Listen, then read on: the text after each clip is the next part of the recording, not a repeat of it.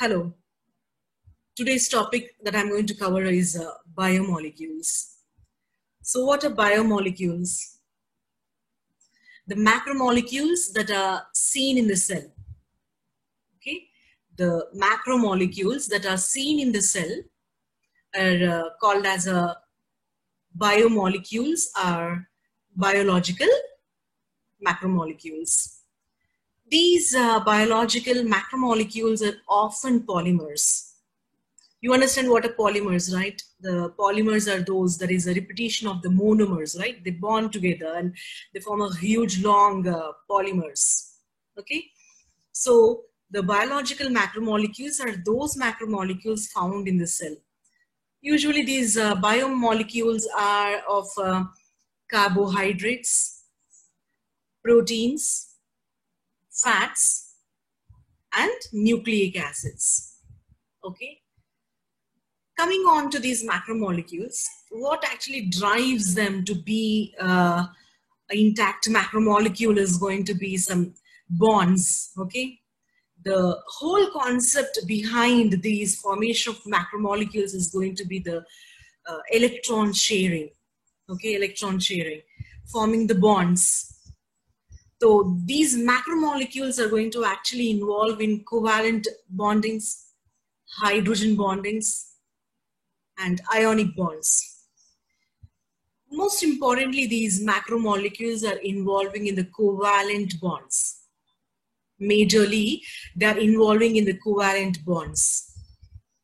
These macromolecules actually are, since these are the main constituent molecules of the cell, these are actually responsible for the intact structure of a cell. And these are actually responsible for the diverse functionalities of these cells.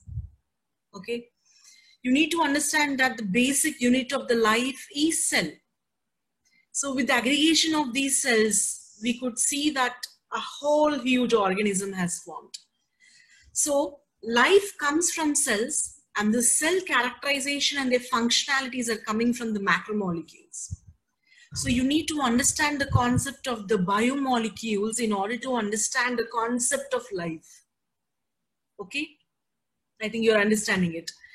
These macromolecules often, as I told you, at polymers, they usually involve in two sorts of reactions. Broadly speaking, about biochemistry involves two basic reactions, which are condensation and hydrolysis process. Okay, so now we are understanding that, but you need to know now what are those elements which are making up your biomolecules.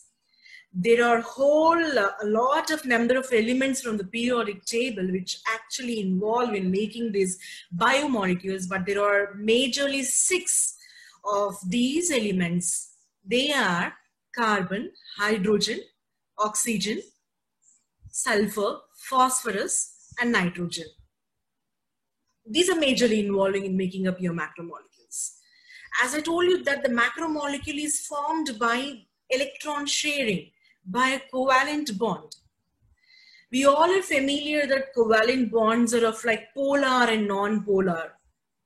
We all understand that polar covalent bonds are those where the molecule is going to have the unequal distribution of the ions, unequal distribution of the charges, which makes the molecule polar.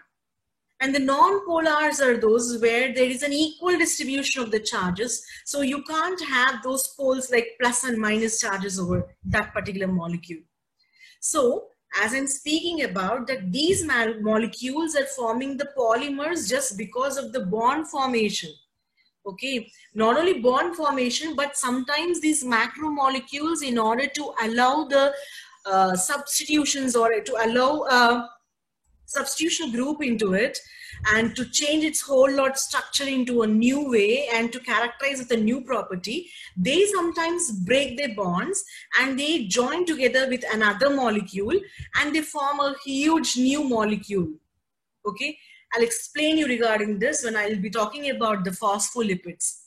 Now you basically understood that A biomolecule is a molecule which is a macromolecule which is a constituent of your cell, which is often a polymer.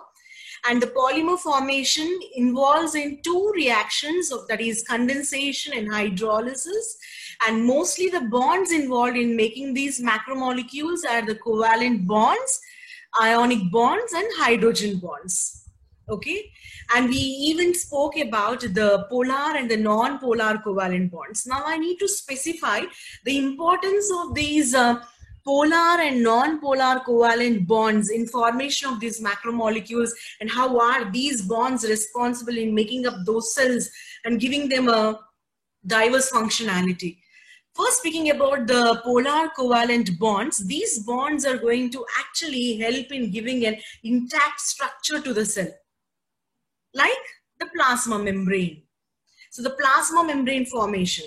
So the polar covalent bonds are responsible for giving an intact structure, whereas the non-polar covalent bonds are responsible in breaking the bonds and the addition of new bonds and giving a dynamic character to the molecules, where they are going to break and form a new thing which is going to allow to change the structure.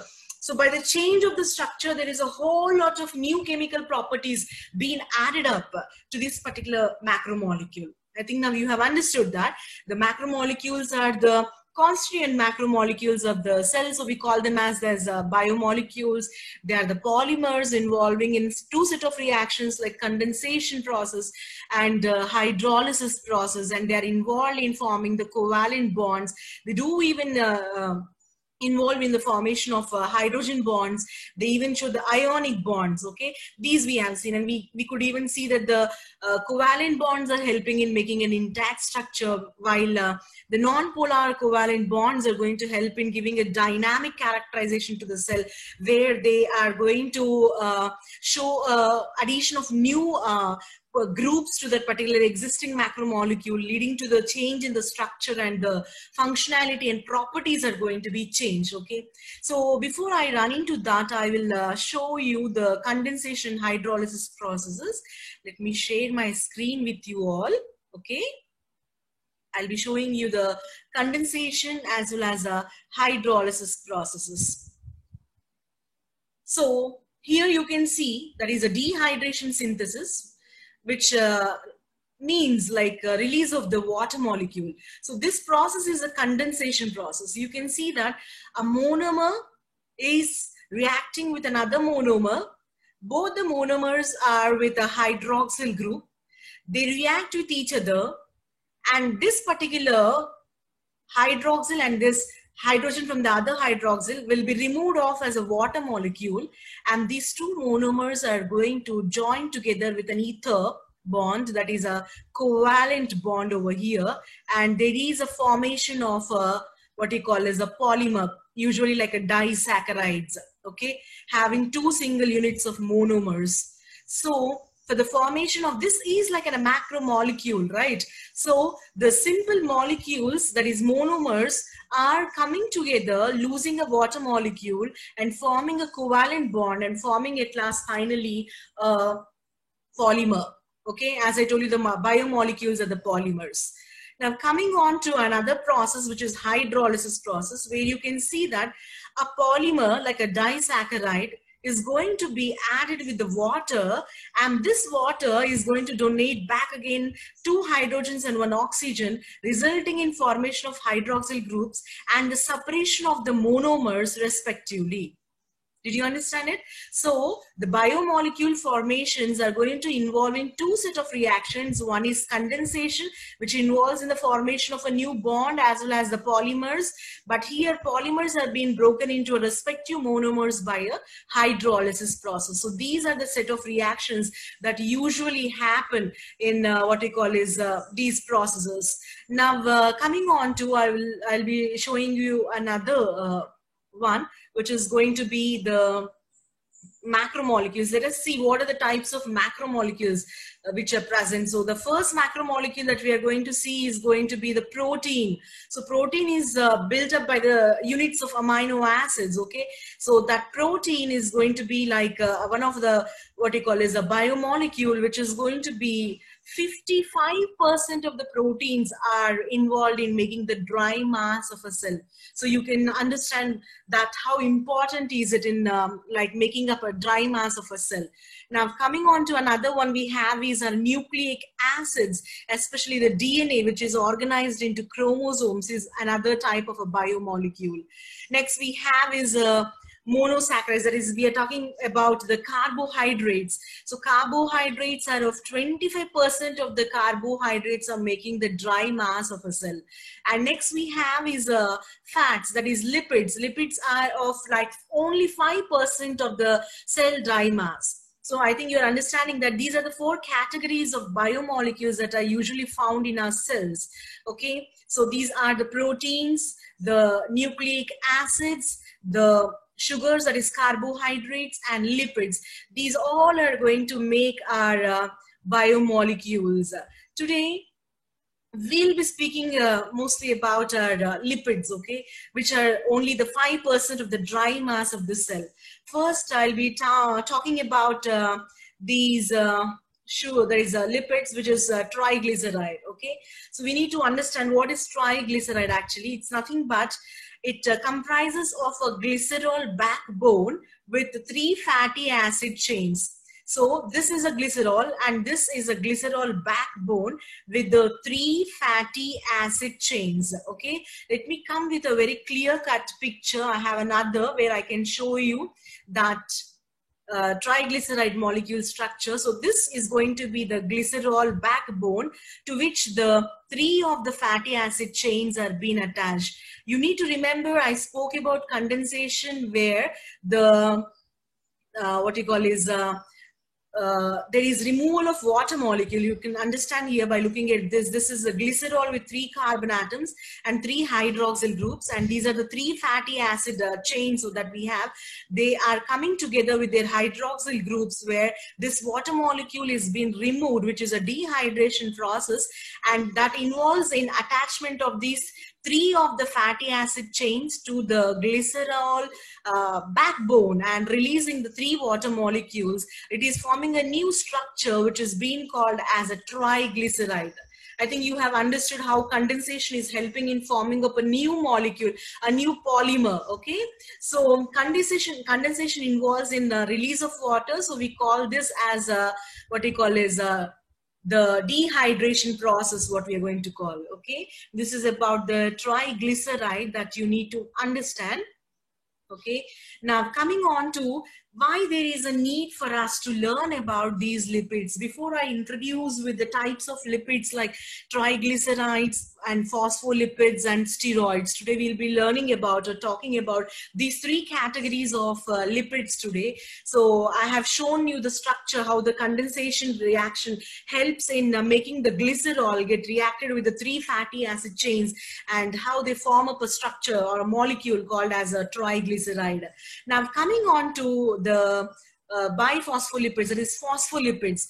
I told you that macromolecules are showing a characterization where they can break their bond, where they can form a new bond with a new molecule that gives a diversification for the molecule to change its structure, change its property also, okay? This is very important. Now if you are going to look at this, what I'm showing you here, we are seeing a triglyceride, but here the glycerol molecule here is combined with what we call is 2 fatty acid chains, okay? This is your glycerol molecule with 3 carbons. You are having 2 of the fatty acid chains, but one of the fatty acid chain is replaced by a polar molecule like phosphate. Are you surprised? You can check it out that your fatty acids are non-polar. They are hydrophobic in nature. From a triglyceride, we are trying to remove off one of the fatty acid chain. We are removing a non-polar chain from here and we are trying to add up a phosphate, which is going to be a polar molecule. And we have come up with a new whole lot of structure, which is being called as phospholipid. So a triglyceride, by removing its one of the fatty acid chain which was non-polar, it has got attached with a polar molecule which is hydrophilic in nature and has got formed a phospholipid layer. These phospholipids, they aggregate to form a bilipid layer. You need to understand that. So you can see that the phosphorus has been attached, and these two these two are the fatty acid chains which are being present. Okay. So phospholipid is formed by substituting one of the fatty acid chain of a triglyceride with the phosphate and making it a whole compound with a head as well as a tails. Okay, the head is going to be a hydrophilic head and these tails are going to be the hydrophobic tails. Okay, so now coming on to the biphospholipid layer, I need to talk about this. So you have seen now that the polar head is just because of the attachment of the phosphate, and these two are the what we call is the lipid, that is a fat acid chains which are hydrophobic or which are non-polar in nature, whereas the phosphate heads are the polar ones. And you need to remember that the polars are the hydrophilic. So you can see that this is a bilipid layer forming a single membrane.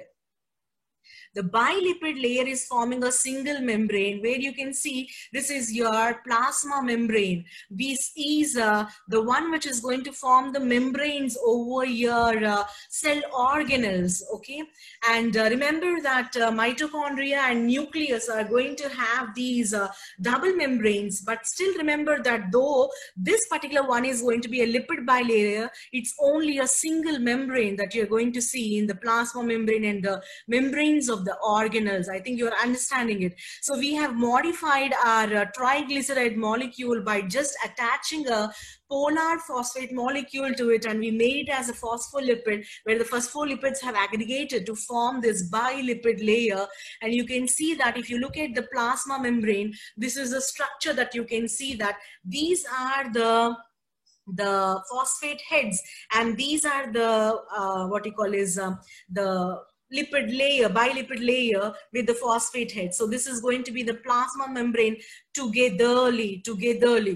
You can even see the presence of cholesterol in your plasma membrane. We speak very bad about the cholesterol, that we are so scared of cholesterol, right? But not that, but it has a very good functionalities in the body. It's a main constituent of your plasma membrane. It tries to help in they are the precursors for these vitamin D, and they are the precursors for the sex hormones, the steroid hormones and all. We are going to see later about the cholesterol, but now I'm presently talking about the phospholipids and how magically these phospholipids form a plasma membrane or a bilipid layer. Okay, now coming on to, I think now you understood what are triglycerides. Triglycerides, as I spoke to you regarding the glycerol backbone, which is attached with the 3 fatty acid chains, is called as a triglyceride molecule. Okay, you have got it. Now, there are different types of these fats, okay, different types of fats, different types of triglycerides. They are basically called as a saturated fats and unsaturated fats. Okay, these are saturated because they are filled up. They are saturated. Okay, they are completely saturated or filled up with only and only the hydrogen atoms. I earlier spoke to you regarding saying that all these lipids are going to have carbon, hydrogen and oxygen as the main elements to form up this particular polymer. So you can see here that the carbon backbone and having these hydrogens, we can see only the single bond, and the carbons are the tetravalent, and they're being completely like the tetravalent, and they are being bonded up with these hydrogens. So you can see tetravalency with 1, 2, 3 bonds, and the fourth bond with the carbon backbone itself. Okay, this is a saturated fat. Actually, saturated fats are going to be very bad to you, bad for your health, because they're very tightly packed together. They're very solids and they have a very high melting points also. And these saturated fats actually are going to lead to increase in the low density lipids, that is LDLs in your blood. And these LDLs are going to have a what you call is, they obstruct, or they are going to clog or form a plague in your what you call is arteries, leading to atherosclerosis, which is a obstruction of the flow of blood in the arteries, and that condition is being called as atherosclerosis. Okay, those are the saturated fats. And coming on to the unsaturated fats over here, in saturated you can see that there were only single bonds, but here I think I'll zoom the picture and show you there is a double bond over here. You can see the double bond, right? So I told you the carbon have a tetravalency where this carbon with 1, 2 and 3, 4. So it's filled up.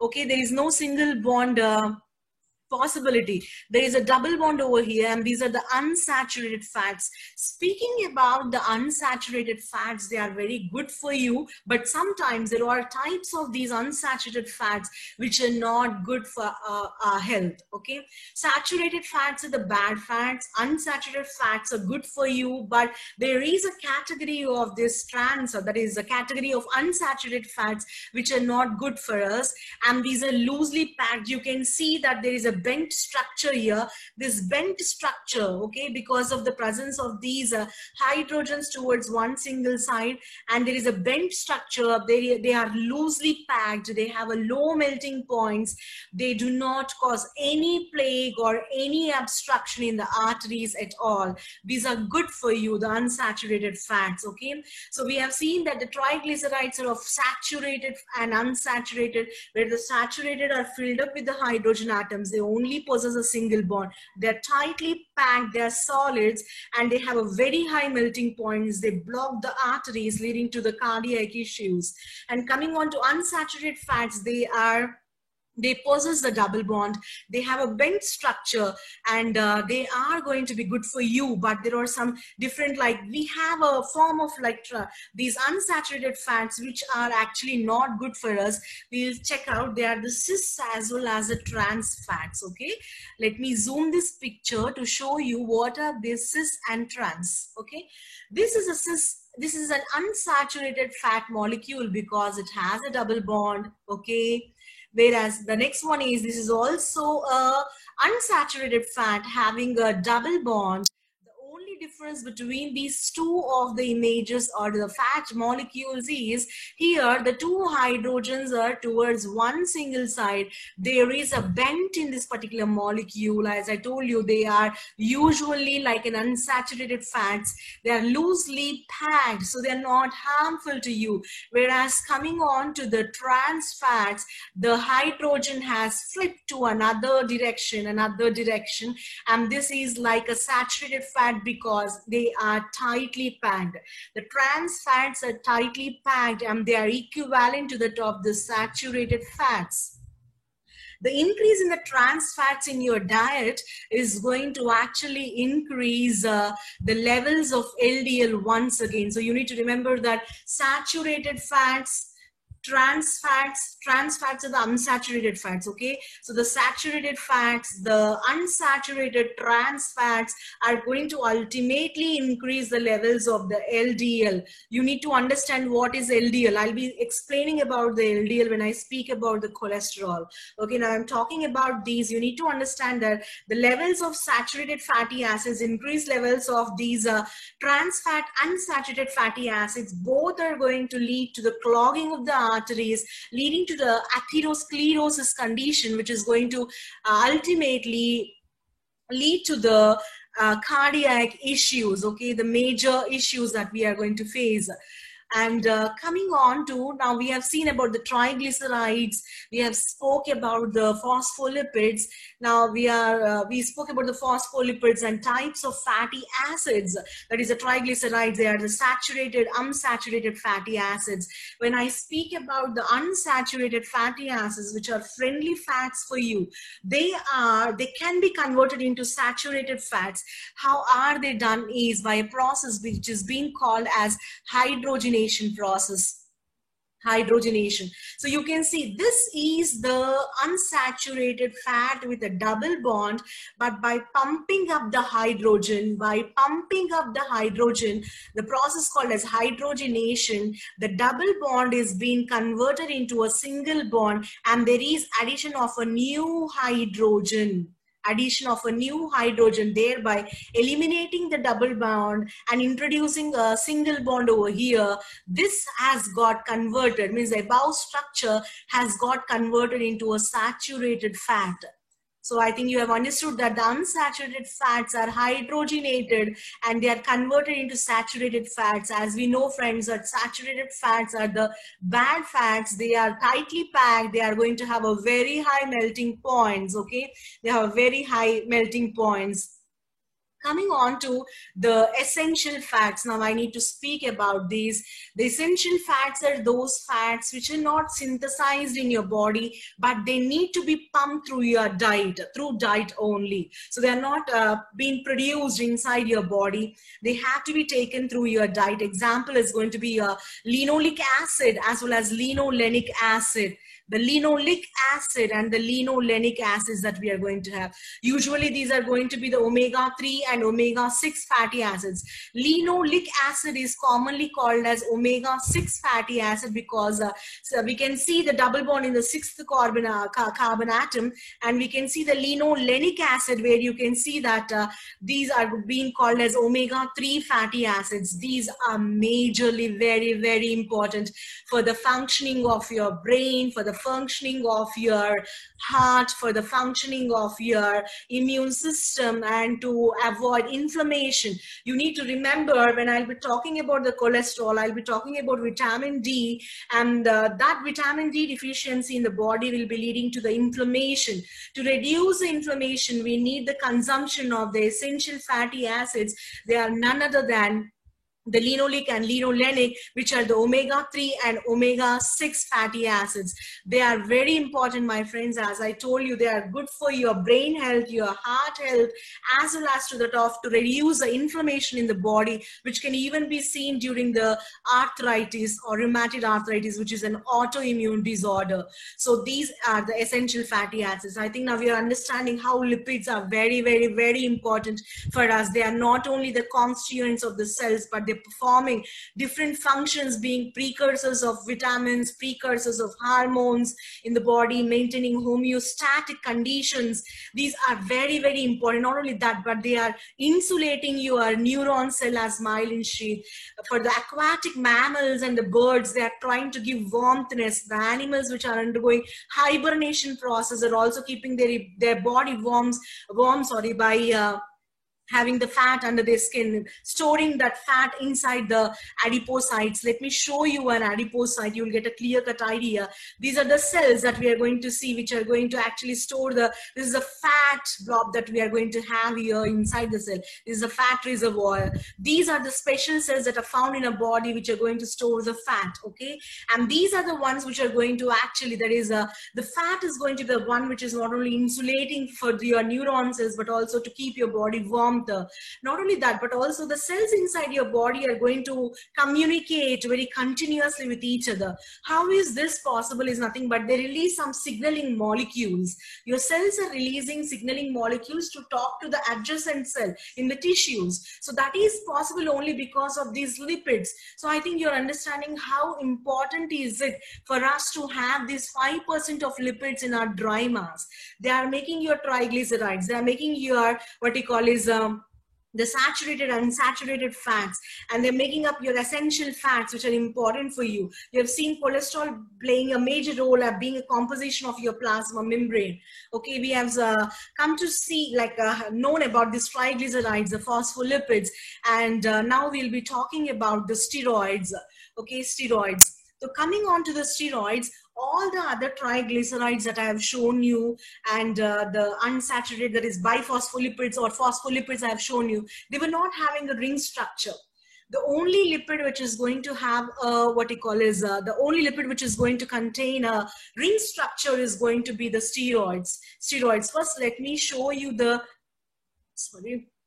let me show you the ring structure of these steroids. Then you'll be getting a basic idea, difference between the triglycerides and phospholipids. Let me zoom this picture for you.